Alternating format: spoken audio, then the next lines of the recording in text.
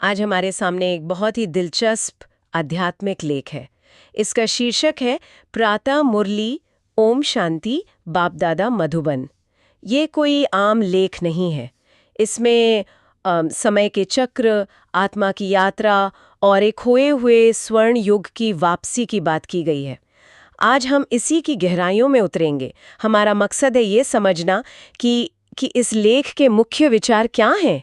जैसे ये बाप दादा कौन हैं, कौड़ी से हीरे जैसा बनने का क्या मतलब है, और ये 84 जन्मों का चक्र ये आखिर है क्या। और सबसे मजे की बात तो ये है कि ये लेख पढ़ने वाले को एक बहुत बड़ी कह सकते हैं कॉस्मिक कहानी का हिस्सा बनाता है। यस।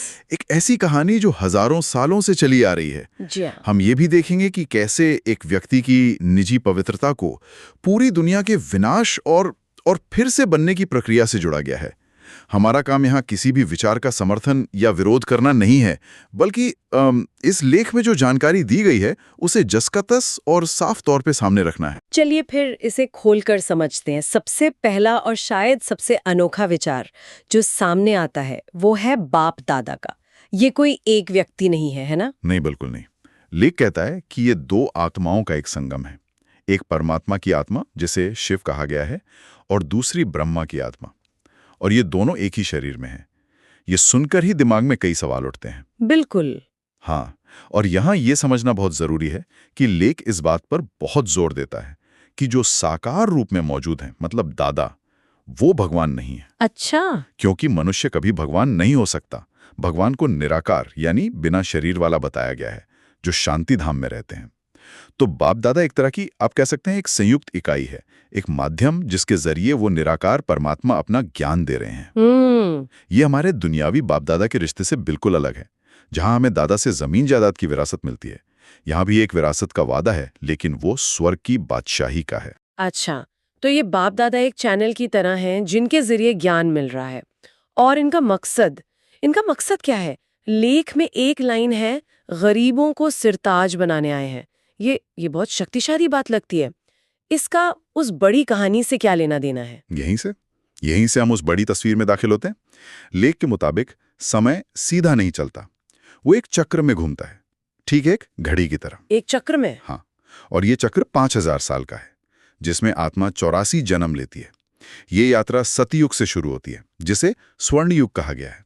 उस युग में मनुष्य देवी देवता के समान थे, पूरी तरह पवित्र, सुखी और बहुत धनवान। मतलब हीरो से खेलते थे, ऐसा कुछ? हाँ, लेख में तो यहां तक कहा गया कि वो हीरो से खेलते थे और उनके महल भी रत्नों से जड़े होते थे। यानी एक आदर्श दुनिया, एक यूटोपिया की बात हो रही है। लेकिन अगर सब इतना अच्छा था तो हम आज की इस दुनिया में कैसे पहुंच गए? मतलब ये गिरावट कैसे हुई? यही उस चक्र का खेल है। सतयुग के बाद त्रेता युग, फिर द्वापर युग और आखिर में कलयुग आता है। इन युगों से गुजरते हुए आत्मा की शक्ति कम होती जाती है। वो सतो, फिर रजो और आखिर में तमो प्रधान बन जाती है।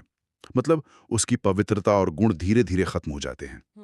और कलयुग के अंत तक लेख के शब्दों में वही आत्मा जो कभी देवी देवता थी, अब पतित और कंगाल बन जाती है, कौड़ी जैसी हो जाती है। अच्छा। लेख में एक सीढ़ी के चित्र का भी जिक्र है, जिसमें इन 84 जन्मों का पूरा हिसाब दिखाया गया है कि कैसे आत्मा ऊपर से नीचे गिरती है। और लेख का मानना है कि हम अभी उसी कलयुग के बिल्कुल अंत में खड़े हैं। हाँ, लेख के अनुसार हम अभी उसी चक्र के सबसे निचले बिंदु पर हैं। इसे संगम युग कहा गया है। संगम युग। और नए पवित्र राज्य की स्थापना के बीच का समय। लेख कहता है कि जब दुख अपनी चरम सीमा पर पहुंच जाता है, तब बाप आते हैं। भारत, जो कभी दुनिया का सिरताज था, आज कंगाल हो गया है, और अब वही परमात्मा बाप बनकर उसे फिर से सिरताज बनाने आए हैं। यहाँ ये वाकई दिलचस्प हो जाता है। अगर कोई आत्मा इस कंगाल मतलब कौड़ी जैसी अवस्था में है तो वो वापस हीरे जैसी कैसे बन सकती है? लेख में डबल सिरताज राजा बनने की बात कही गई है। ये डबल सिरताज क्या है? डबल सिरताज का मतलब है दो ताज। एक ताज है पवित्रता का, जिसे प्रकाश के ताज के रूप में दिखाया जाता है। अच्छा। और दूसरा है रत्नों से जड़ा हुआ ताज, जो राजशाही या दुनियावी धन दौलत का प्रतीक है। सतयुग के राजा रानी वो ये दोनों ताज पहनते हैं। और इस अवस्था तक पहुंचने के लिए एक पूरी प्रक्रिया, एक विधि बताई गई है। ये कोई चमत्कार नहीं है जो एक दिन में हो जाए। तो फिर भक्ति मार्ग को धक्के खाने वाला रास्ता कहा गया है, और ज्ञान मार्ग को अपनाने की बात है, लेकिन ज्ञान अपने आप में एक बहुत बड़ा शब्द है। क्या ये लेख बताता है कि ये किस तरह का ज्ञान है? क्या ये कोई शास्त्र पढ़ने जैसा है या कुछ और? ये एक अच्छा सवाल है। यहाँ ज्ञान का मतलब अकादमिक पढ़ाई या शास्त्रों को रटने से नहीं है। लेख कहता है कि भक्ति मार्ग में लोग कई गुरुओं के पीछे भटकते हैं, लेकिन उन्हें उन्हें रास्ता नहीं मिलता। ज्ञान मार्ग का मतलब है सीधे एक स्रोत यानी परमात्मा से ज्ञान लेना। और ये ज्ञान एक खास तरह का योग है जिसे राजयोग कहा गया है, जिसका केंद्र है मामेकम याद करो। मामेकम याद करो यानी सिर्फ मुझे एक को याद करो। तो ये याद करना ही वो प्रक्रिया है। ये कैसे काम करती है? लेख में इसके लिए एक बहुत सुंदर मिसाल दी गई है। जैसे असली सोने में जब मिलावट मतलब खाद पड़ जाती है तो उसे शुद्ध करने के लिए आग में तपाया जाता है। हाँ, सही बात है। आग की गर्मी से सारी मिलावट जल जाती है और सोना फिर से चमकने लगता है। यहाँ याद को वो आध्यात्मिक आग बताया गया है।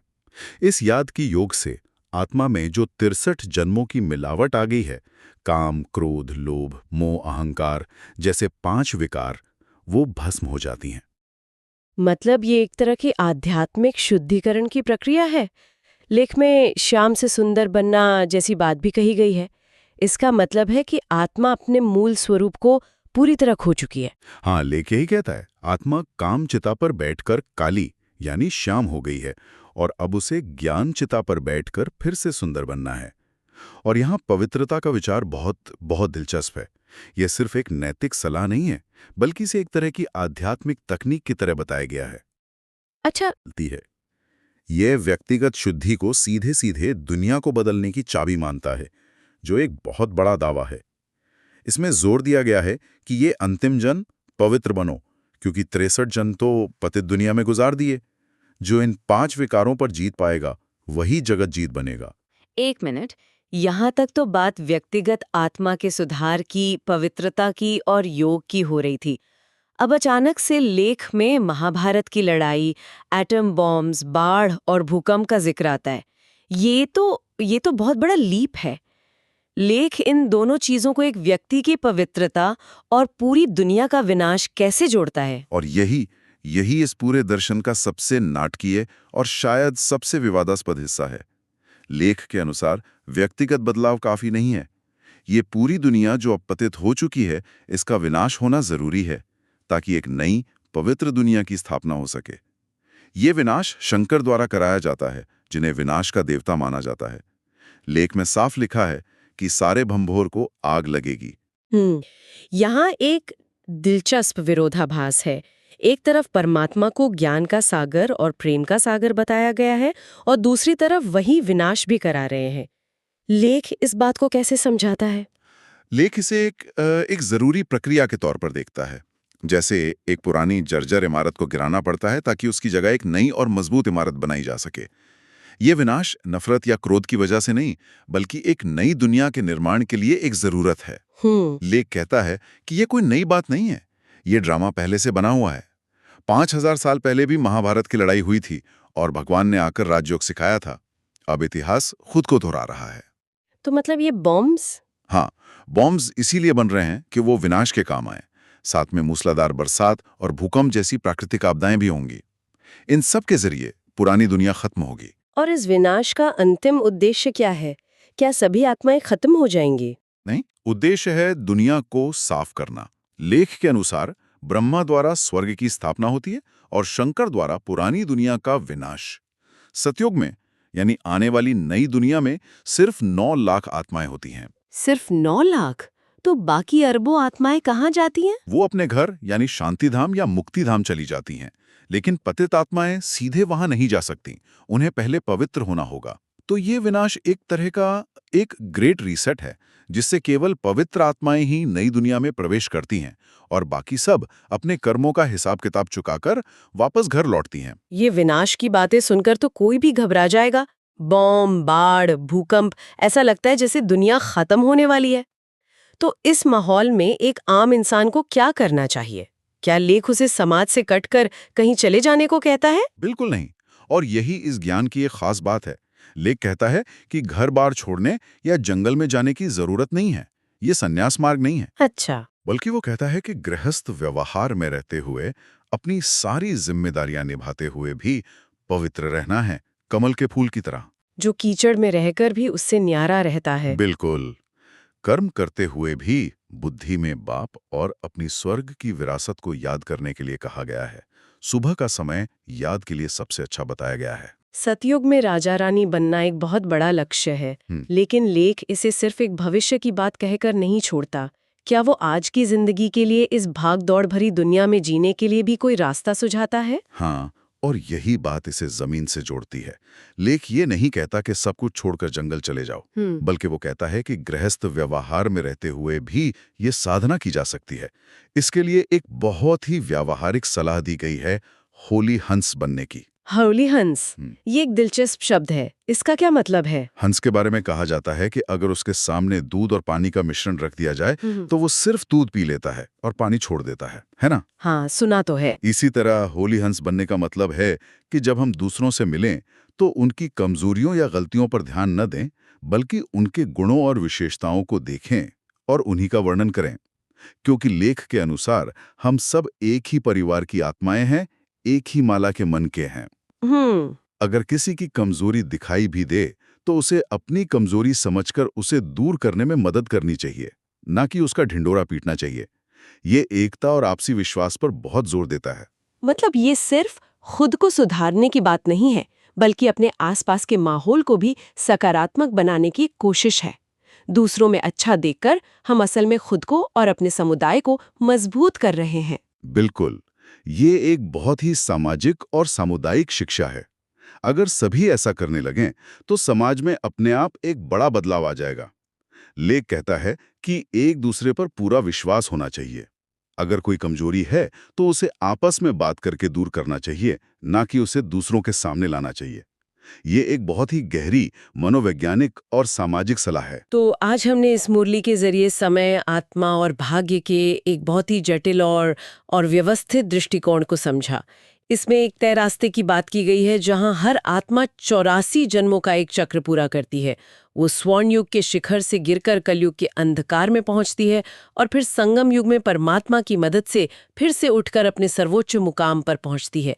ये यात्रा कौड़ी से शुरू होकर हीरे तक पहुंचती है और फिर से कौड़ी तक गिर जाती है, एक अंतहीन चक्र जो हर 5000 साल में दोहराया जाता है। और ये सारी चर्चा एक बहुत ही मौलिक और विचारणीय प्रश्न पर आकर खत्म होती है। अगर हर आत्मा का रास्ता, उसके 84 जन्म, उसका हर कर्म और हर अनुभव पहले से ही एक बने बनाए नाटक यानी ड्रामा की तरह निर्धारित है और हर 5000 साल में हूबहू दोहराया जाता है, तो फिर व्यक्तिगत कर्म और स्वतंत्र इच्छा यानी फ्री विल की इसमें क्या भूमिका रह जाती है? अगर सब कुछ पहले से तय है तो हमारे आज के चुनावों और कोशिशों का क्या मतलब है? ये एक ऐसा सवाल है जिस पर सोचने के लिए ये लेख हमें छोड़ जाता है।